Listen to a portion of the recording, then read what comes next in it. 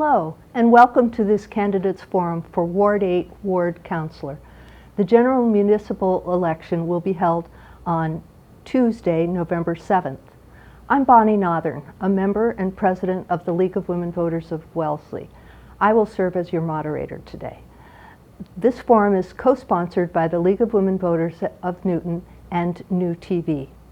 I will now read the League's vision statement on fair, respectful, and transparent elections in Newton. We envision a democracy where every person has the desire, the right, the knowledge, and the confidence to participate.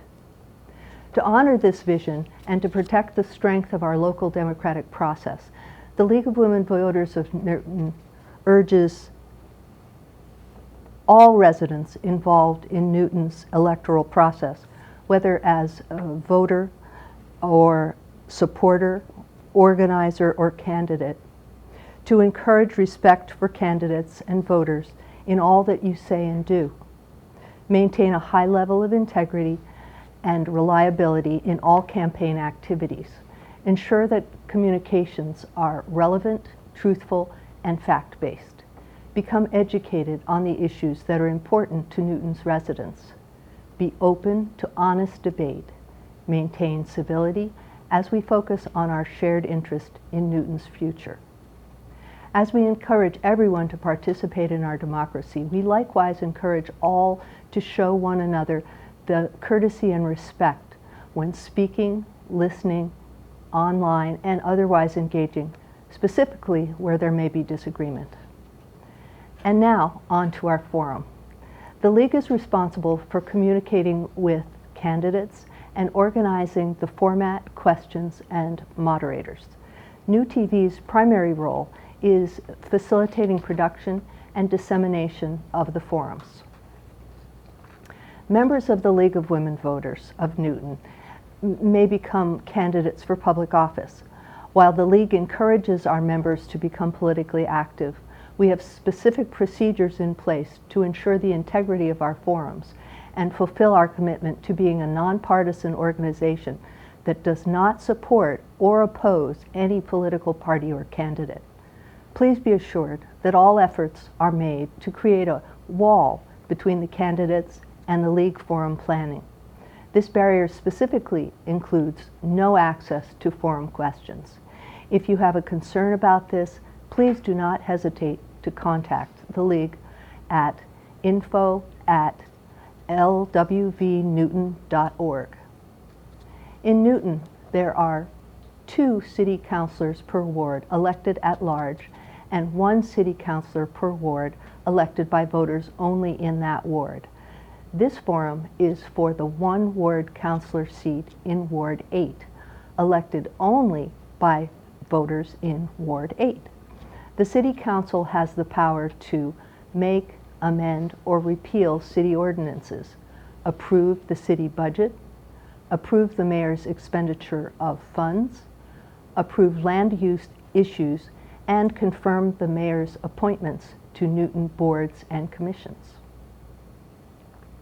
We will begin by meeting the 2 candidates for Ward 8, Ward Councilor, in alphabetical order.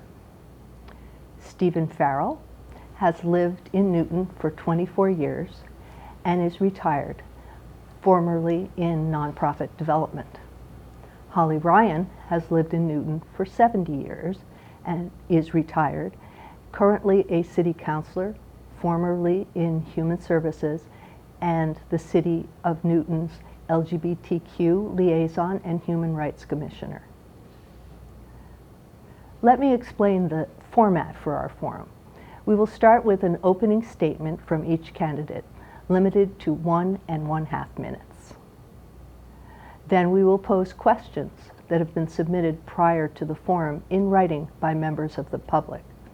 Questions will be addressed to both candidates and will apply to issues or qualifications for their particular office.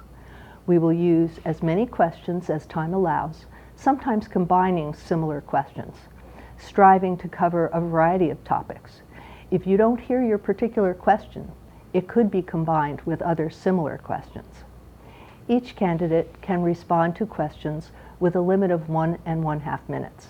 And I, as moderator, will decide if there is a need for rebuttal. Final closing statements will be limited to 1 minute.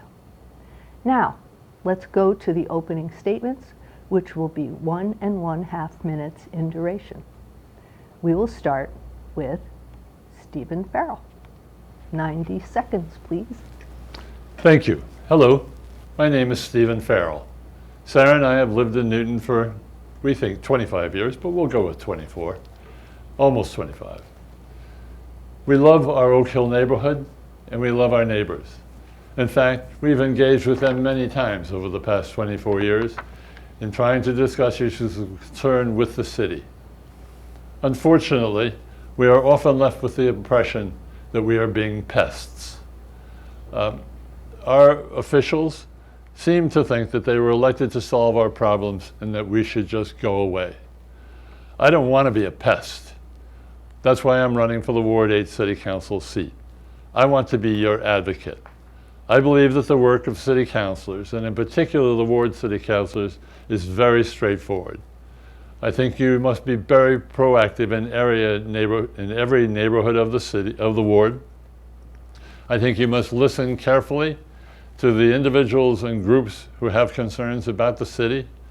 I think you should present those issues and concerns to the appropriate departments and or the city council itself. And I think you should report back to the city on the results of those conversations. I don't believe we have that sort of relationship with our current city councilors.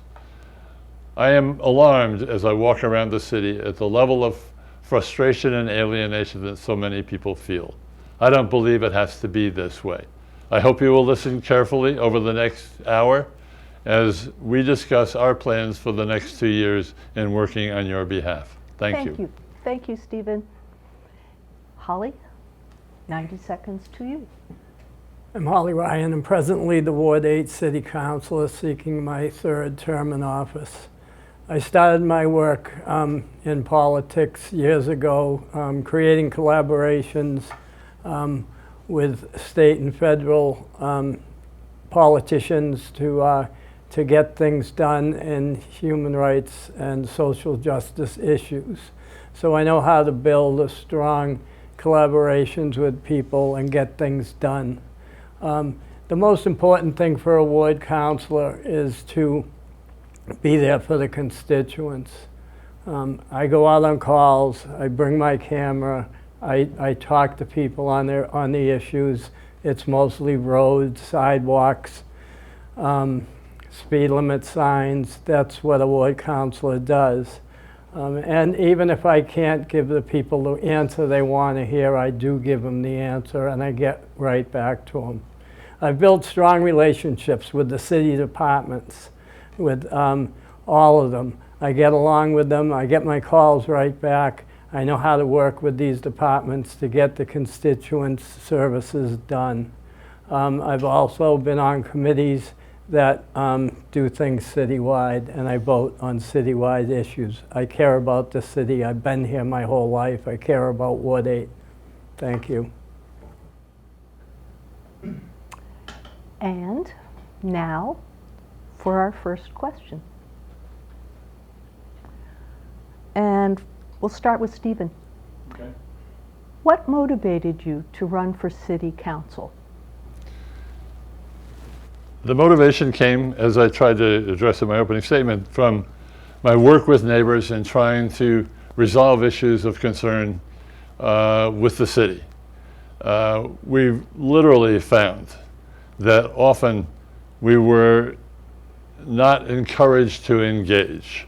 And speaking particularly about early on, when we tried to work with the city on the restoration of the playing fields at Newton South High School, 180 families gathered to say to the city, we would just like to work with you. And it seemed that we were always being put off. They knew what, they had their professionals, they knew what they were going to do. If we were given an opportunity to speak, it was like for 3 minutes and that was it. Secondly, when we tried to comment on the destruction of the 4th oldest house in Newton, the Grisham Hyde House on Greenwood Street, It literally took 2.5 years without any support from our elected representatives in the ward to get the city to deny the developer the right to proceed with this. Finally, after 1.5 years, the commission denied him the right, and it is now in court. But there's a feeling of frustration that we really have to pester in order to get people to pay attention. And that's why I'm running. Thank you. Holly, how about you? What motivated you to run for city council? Well, I originally ran when I retired from my human service job, and I was a neighborhood advocate and a person that was I was very disturbed with the amount of tear downs that were going on. I live in the Oak Hill Park section of Newton, of Ward 8, where we have the most tear downs every year. And the houses that were being put up were just too big. So my neighbors asked me to run, and I wanted to run mostly on those issues. As I said, I'm a good collaborator. I knew a lot of the councilors already. If you're here your whole life, you know people and you see the changes, and I've seen the changes in the city, and I want to be a part of that. And I think we can do a better job in a lot of areas in the city, and especially in Ward 8. Sometimes I always felt that we were the forgotten part of Newton. Today we have some of our things fixed that with our roads and how they're scheduled to be fixed, but I used to think we were left out, so I thought we needed a strong voice. Thank you. Mm-hmm. And Holly, what committees would you like to sit on and why? Well, right now I sit on zoning and planning, which everybody knows is very tough. Right now it's deciding the biggest issues in the city on village centers and everything. And I sit on programs and services, which I like and I requested to be on. I'd also like to, if I get reelected, go to facilities where they put, they're in charge of all our utilities, what lines go in, what streets get dug up to put utility lines, phone lines, cable lines. You know, we're working to get rid of fossil fuels in the city, and so we won't be, hopefully someday allowing the hookup of fossil fuels, and that would be through the Facilities Committee, and that would be the other committee I'd be interested in being on. But you know, the programs and services is where the civil rights issues come through, social justice issues, where you know, Indigenous Peoples Day and the tree ordinance that we're working on now is in programs and services, which is a very important issue in the city to keep our tree canopies and not allow this indiscriminate cutting down of trees when houses are bought and torn down, which I see every day. Mm-hmm. And Stephen, what committees would you like to sit on and why? Well, my assumption, first of all, is that every committee was organized to benefit the residents of the city, and so that they're all important. And I would consider it an honor to sit on any one of them and try to represent Ward 8.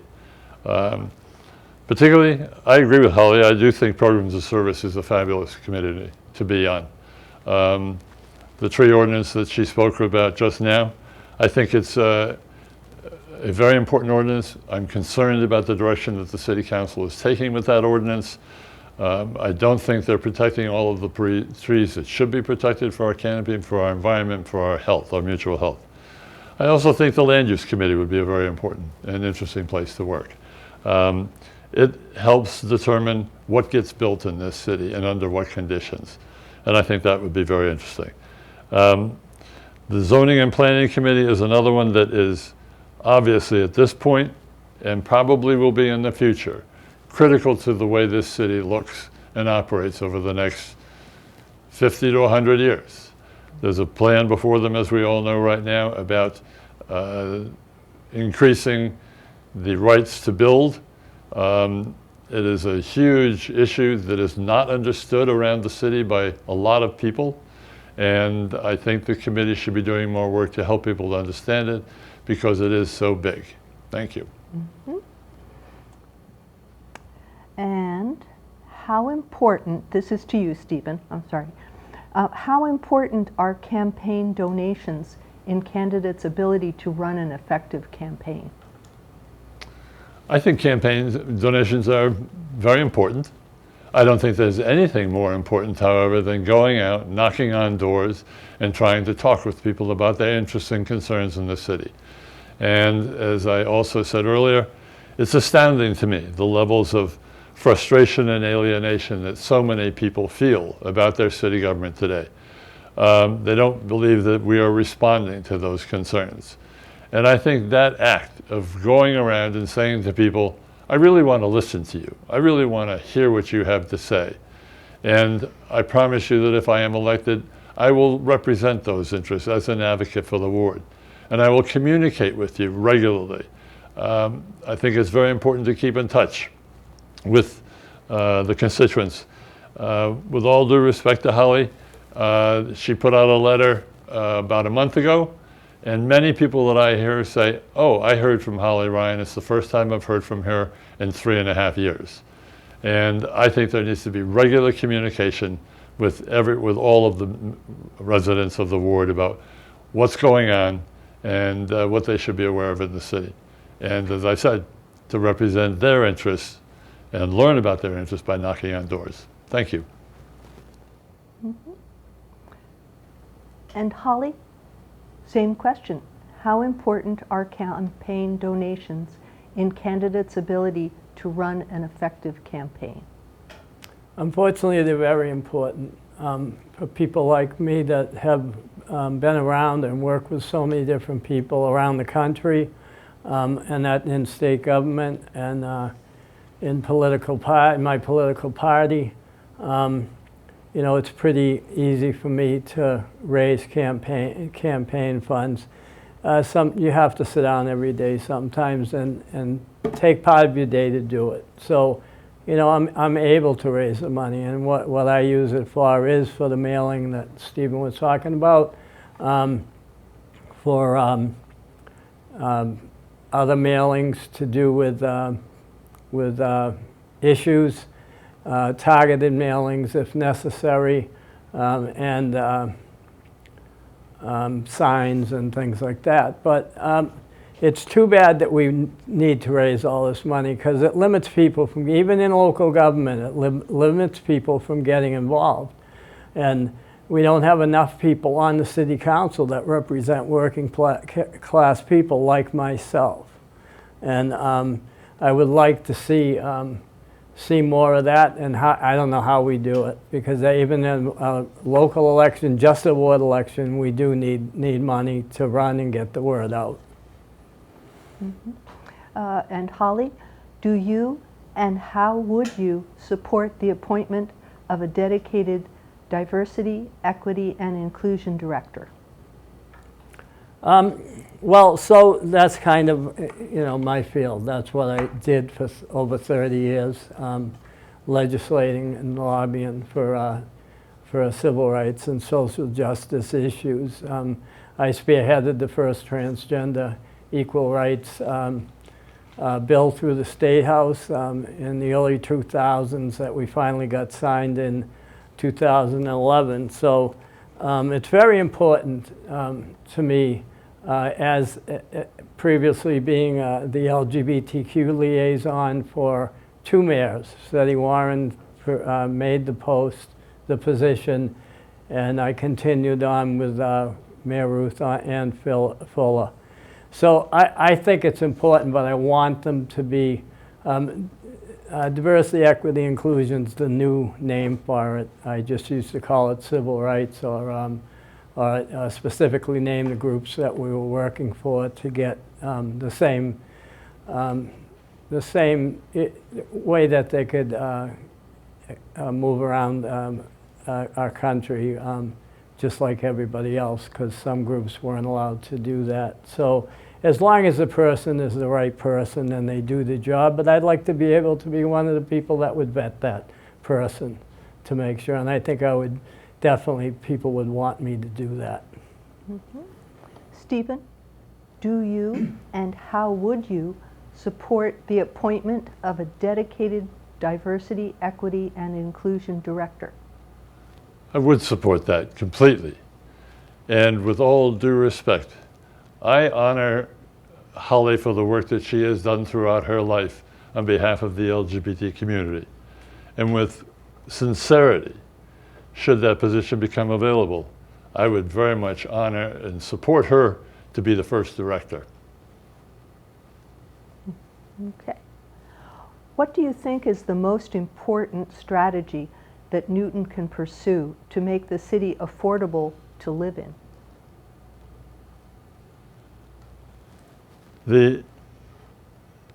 I think the city right now is in a process of trying to find housing. Housing is a huge issue, not only in Newton but around the country. And I think we are looking at zoning ordinances that will change the direction of housing for this city for a long time. I think housing is a problem. However, I think the crisis in housing is for people who really need truly affordable housing. I believe developers are going to develop for people with means, and that those people will always be able to find access to homes. It may take a while if the costs are high for construction materials, but they will get what they want. And that is not true for people who need truly affordable housing. They will still be at the end of the line, and I think the city needs to focus on much more attention on people with a true housing crisis.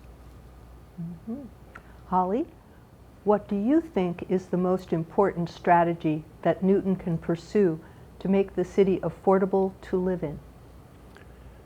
Well, on the council and in the zoning and planning committee, I'm the voice for the real affordable housing. Not 80% AMI, but 50%, or mostly I talk about 30%. I came out of a company in human service that moved people along out of our shelters, families, you know, that were had young children, mostly women with young children, that had to find permanent housing, and we, you know, would help them get Section 8s and other ways. But we had to stop getting Section 8 housing in Newton. It just wasn't the balance. The Section 8 wasn't enough to bridge the gap between the rent. So I know what real affordable housing is, and I'll always fight for that. I think we need the collaboration once again.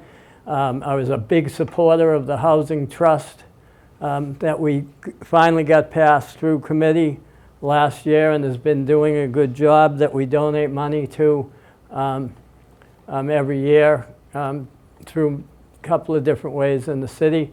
I believe the Armory is true affordable housing, and that's what we have to do, and I want more of a percentage in these larger developments to create real affordable housing at 50, 40, and 30% AMI, so our workers can also live here.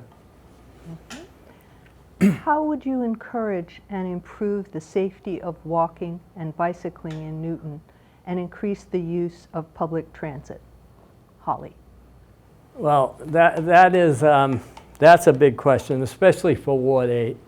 We really, you know, you can say, oh, well, you have that one bus. Well, that one bus stops running at 7:20 at night and doesn't run on weekends, so it helps. You know, we still have people that work at the mall in Dedham and other places that need that, don't have cars, that need the public transportation. We don't have enough of it in Newton.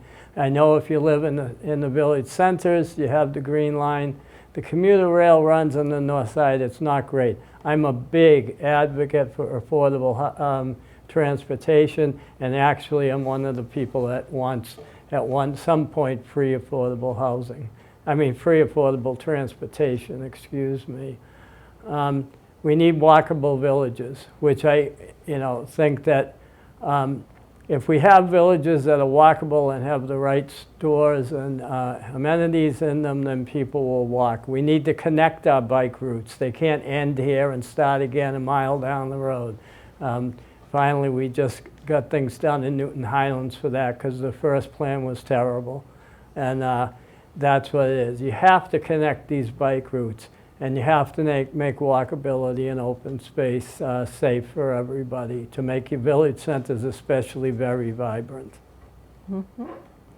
Stephen, how would you encourage and improve the safety of walking and bicycling in Newton and increase the use of public transit?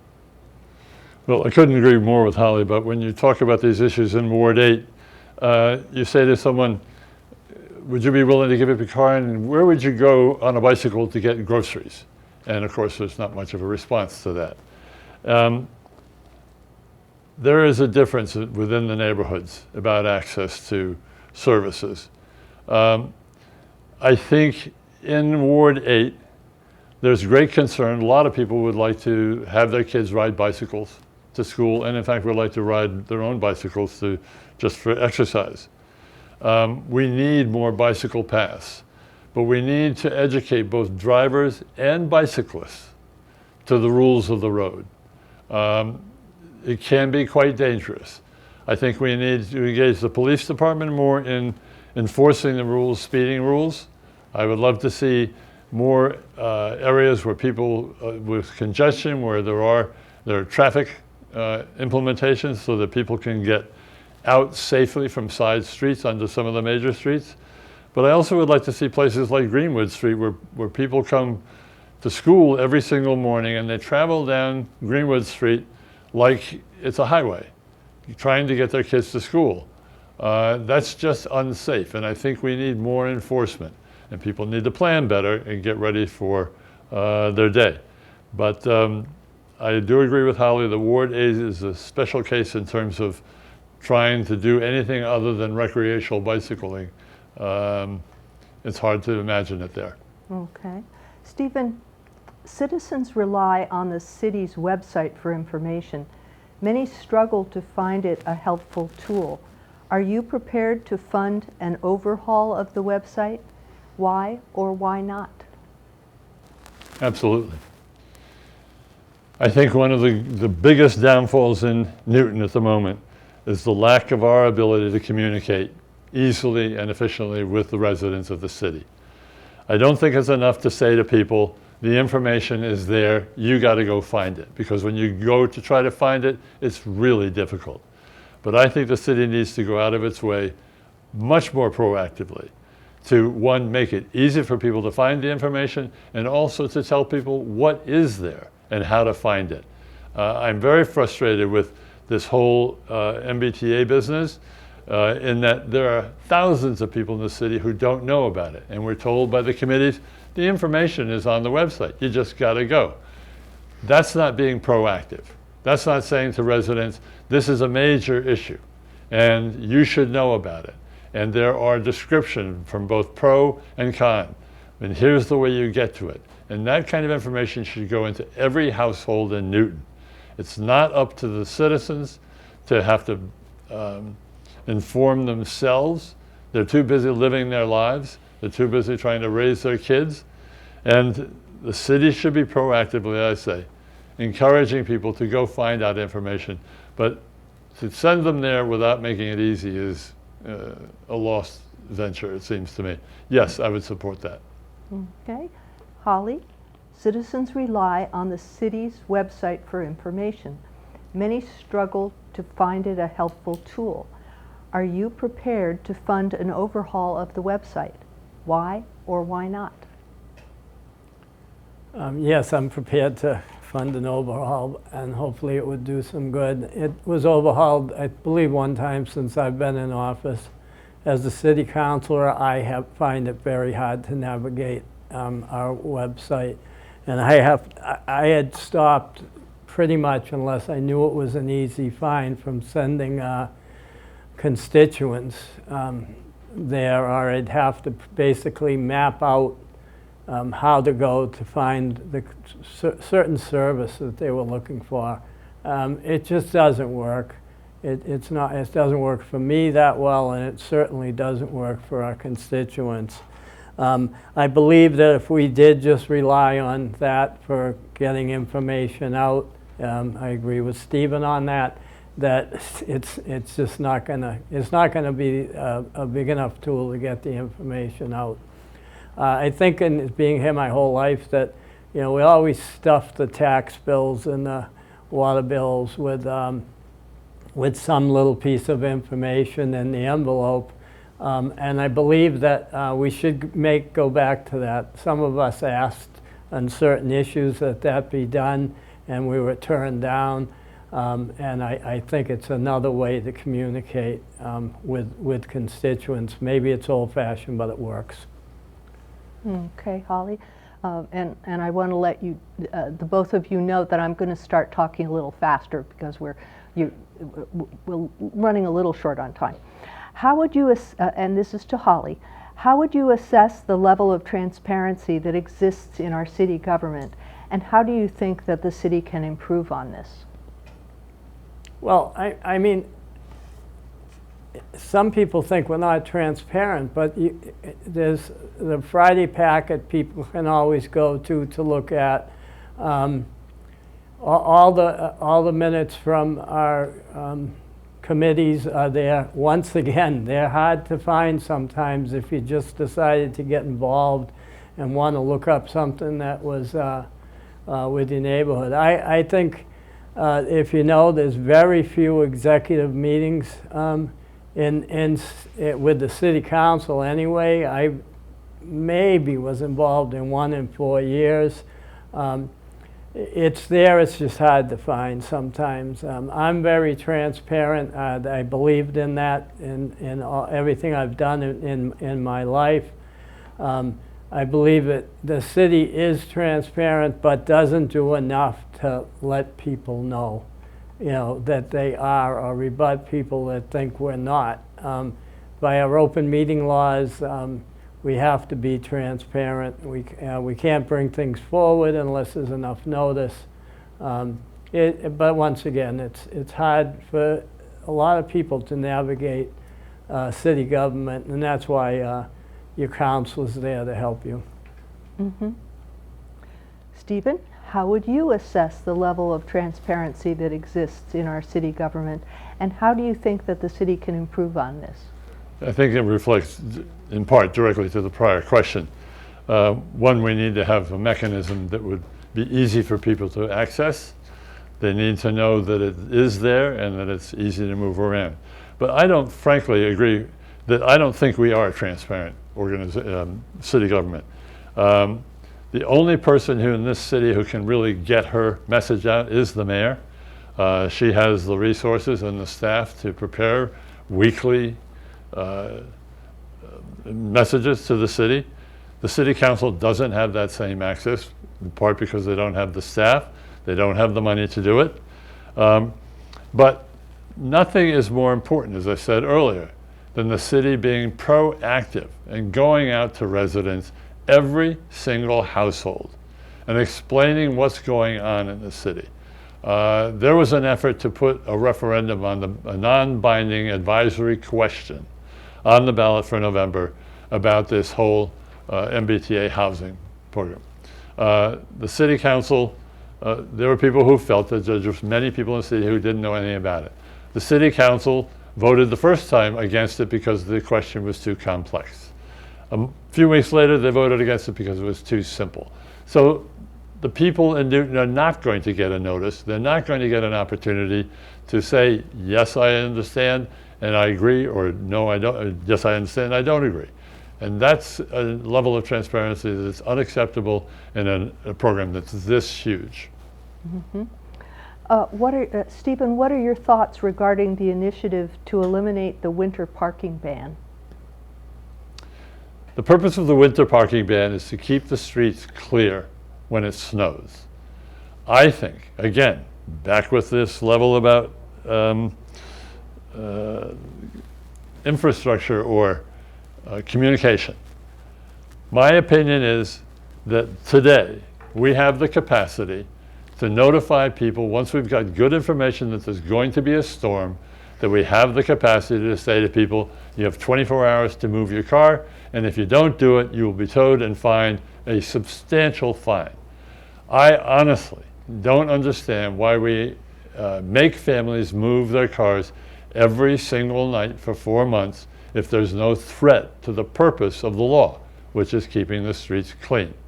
I think the whole question about parking in Newton is one that the city hasn't even begun to address. As we all knew, this MBTA overlay bill is going to create somewhere between, and we're not even sure of this, but somewhere between 10 and 12,000 new units of housing. There is nothing in the ordinance that's going to require developers to provide parking. So where are these cars going to go? On our streets. Where are they going to go at night in the wintertime when this parking bill is enforced?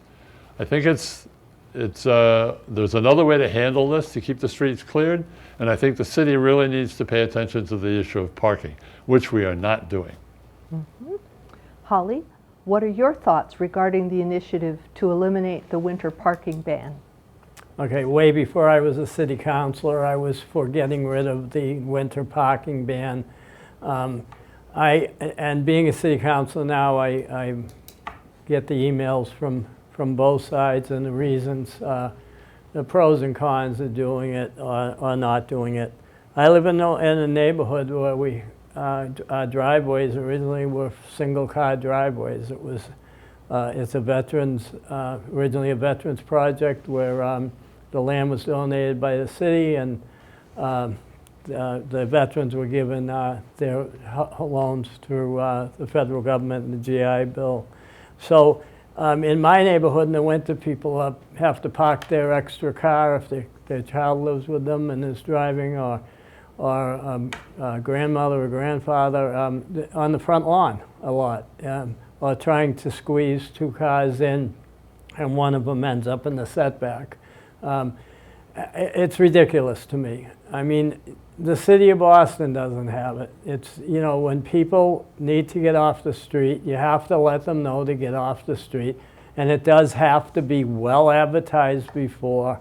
I was asked yesterday how I felt, and this is what I said. So we can tweak it. We can, around the colleges, it would have to be tweaked a little bit. Because there's a lot of neighborhoods right there at Boston College and LaSalle, so to speak. But we can do it once again. I'm about compromising and getting things done. Okay. Next question, Holly. Engagement with our natural environment promotes good physical and mental health.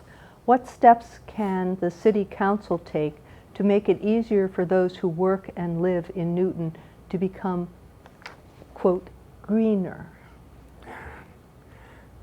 Well, and once again, I mean, I guess I'm telling people without saying it why I wanted to be a city councilor. But once again, before I became a councilor, I couldn't fathom why you could build all these new residential homes that were taking up a bigger carbon footprint than the ones that were there. And I've always proposed greenhouses, even in in residential, all green building construction, but in residential housing, I couldn't. Why can't they all be built with solar panels in the right area? Why can't there be better passive house construction? And that's one thing that I'm still fighting for. And we need to get off of fossil fuels. But everybody can get involved in this. I mean, we have many things going on in the city of Newton to get involved with committees to voice your opinion. And yeah, we do need to do something, because as we can see with the climate and the flooding even here in Newton, that it's just not working anymore. And I think every little bit we do with the tree canopy and other things, plant a tree. If you want to do something, plant a tree. That helps on your own property. There's many things. We have a plan in Newton to do a lot. Thank you. And Stephen, engagement with our natural environment promotes good physical and mental health. What steps can the City Council take to make it easier for those who work and live in Newton to become greener? Well, first of all, let me compliment the city on the fact that it has a terrific and burgeoning power program for residents to participate in. I think the efforts to change all of the vehicles in the city to electric vehicles is a very positive step in the right direction. Those two things for sure. One of the things is the City Council's current conversations about the tree ordinance. Trees are hugely important to the environment for all of us. They're all interconnected, and the canopy is precious to us. I think the tree ordinance is missing the boat right now by allowing all 1 and 2 family properties to not be regulated by the tree ordinance. That people can still go in and cut down as many trees as they want without any concern for the environment. As an example, a house very close to mine, they're building a brand new house. They cut down 21 trees, the smallest of which was probably about 12 inches in diameter. I think people need to understand, we're not telling them that they can't cut down trees, but if they're going to cut down trees, there has to be a reason, and they have to participate in a plan that would allow the city to replenish the trees. Flooding is huge in this city, and I think the city needs to begin to look at a program to help manage the flooding crisis we're facing. Mm-hmm. Thank you. If elected, Stephen, what steps would you take to put our city on a firmer financial footing? Well, one, I think pretty much we need to have much better oversight of what the budgets are that are being planned. I was very disheartened with the override question last April. I voted for both of the school replacement programs. I think we need to have the best facilities possible for our kids to be educated in, and I support equitable pay for teachers, and I certainly think that we ought to be making sure that we have programs to allow our kids to catch up from COVID problems.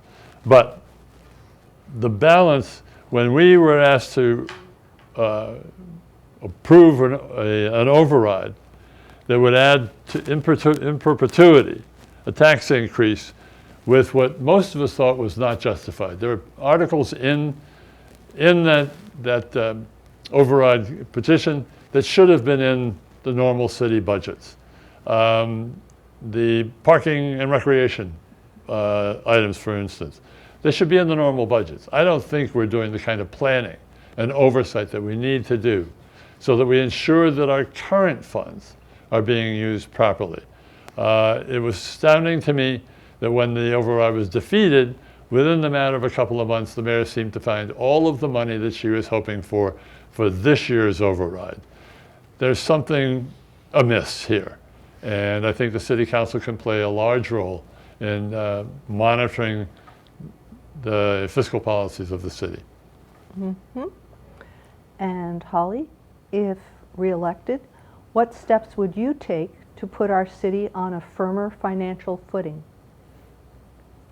Well, just once again, it goes back to even before I was a councilor, I always thought that our priorities weren't right in this city, and we didn't know how to give and take, and we didn't know how to, if we really needed something done, especially if it was for our children or our elders and senior services, we had to give some things up, things that, and when I say give things up, it's not forever. It might be this year we need the money for something else that's more important, like the schools, like the teachers, like the athletic fields. And so I always have trouble with that.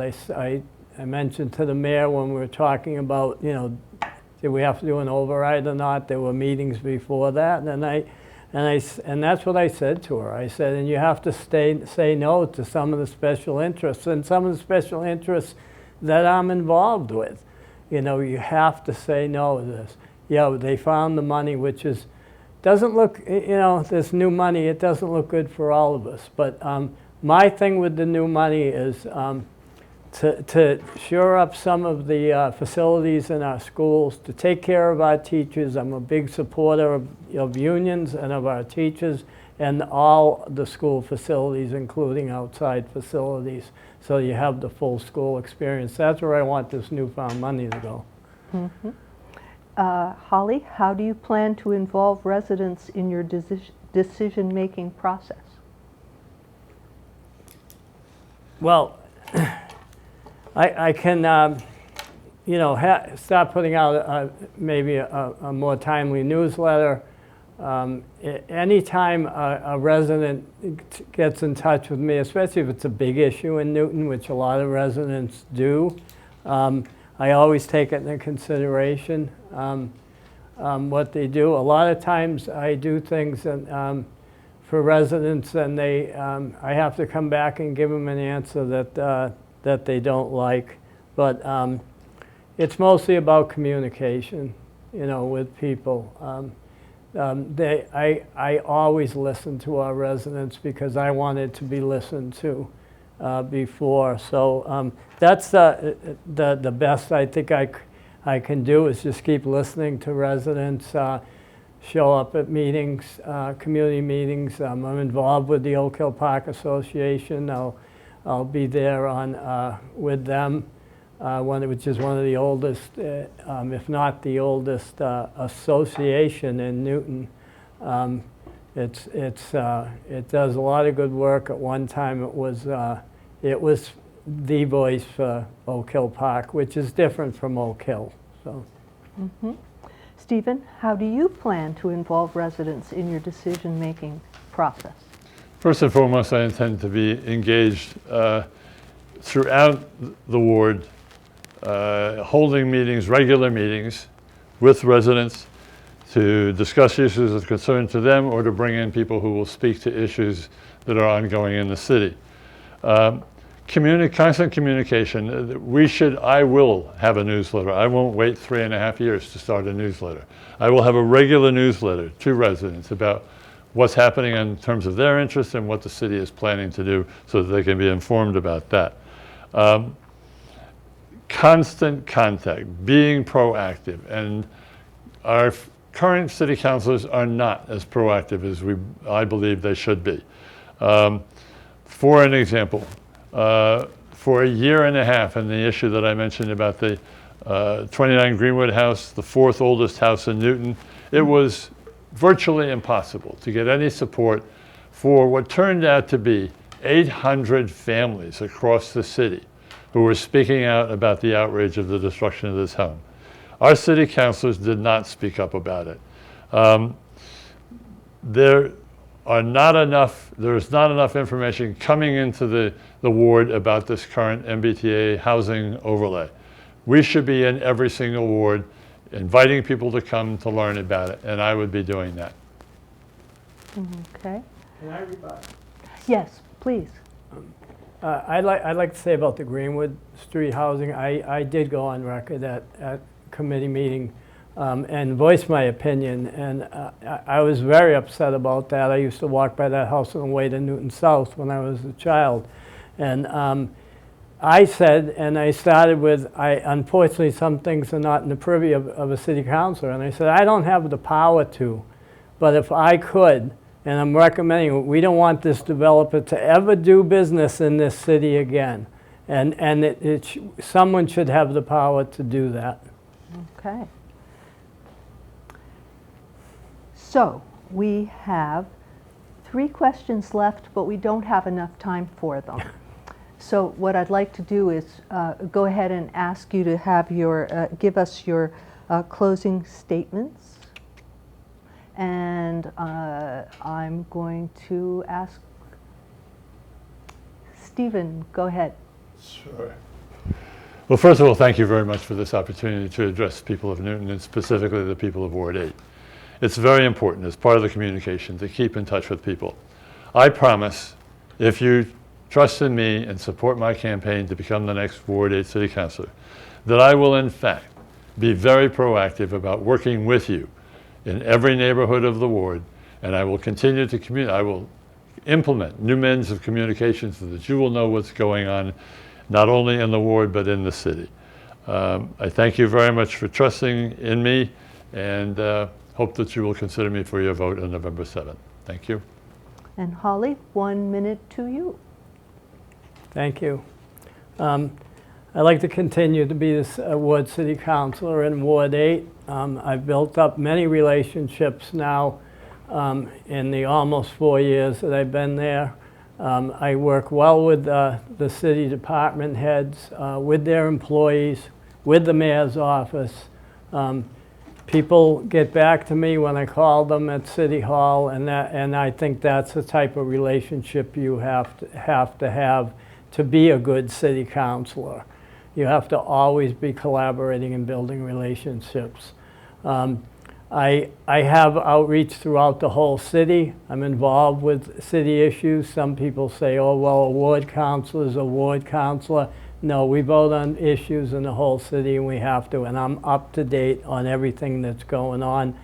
And I have support, and I'm asked to come and speak with people in Ward 1 or Ward 2 or Ward 5. I'm the liaison to the Northland Committee from Ward 8 to the Northland Project, and I'm the liaison to Mount Ida, UMass for Ward 8. And these are the things I like to do. Thank you.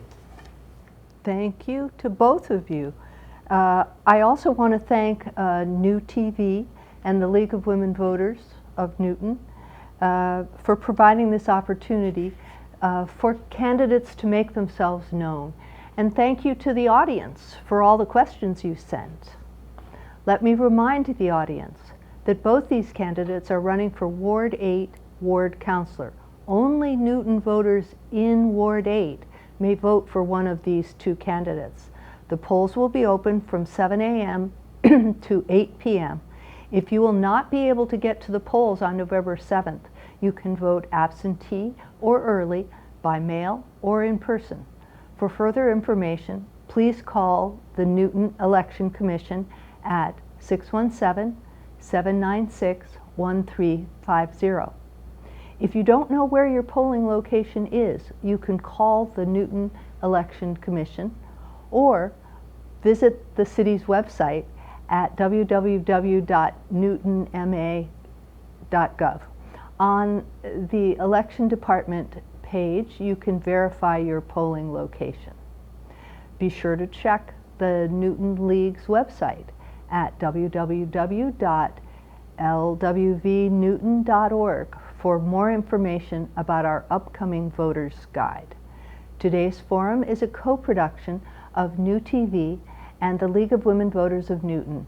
Any use or reuse of this program requires the approval of NewTV and the League and must be shown in its entirety without any editing, only after the program initially airs on NewTV.